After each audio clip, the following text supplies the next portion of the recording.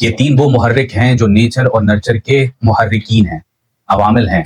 ये वो चीज़ें हैं जो इन्फ्लुएंसर्स हैं। उनमें सबसे पहली बच्चा खुद।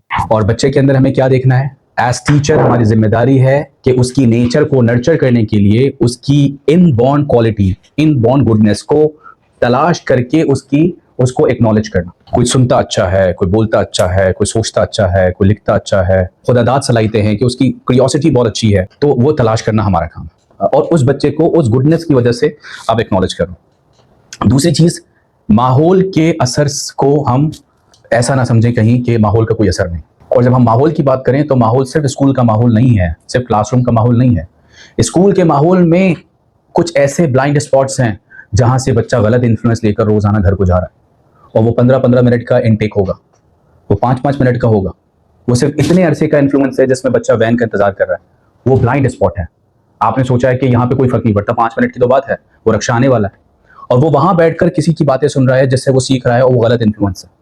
5-5 मिनट करके महीने के अंदर 150 मिनट बन रहे हैं, और साल में कितने बन रहे हैं? तो ये इनटेक जा रहा है उसका या नहीं जा रहा?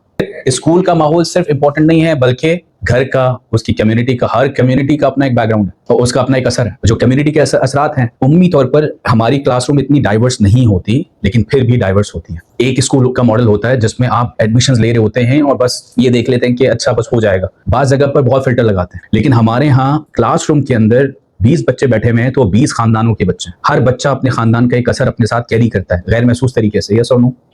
यस। वो जाहिर है कि वो बच्चा उसमें मजबूर है, जो उसकी फैमिली में वो देखता है। किसी फैमिली में गफलत है ज्यादा, वहां पे जो बातें बड़े कर रहे होते हैं उनको अंदाजा नहीं होता कि ये बातें बच्चों के सामने नहीं की जाती, और बच्चा उससे सीख रहा होता है, और वही असर लेकर वो क्लासरूम में शुरू हो जाता है। और ऐसा कब मुमकिन है हम 100% बच्चों की एक एक अल्फाज की निगरानी कर सकें? तो इसलिए हमें उसके इन्फ्लुएंस को देखना पड़ेगा।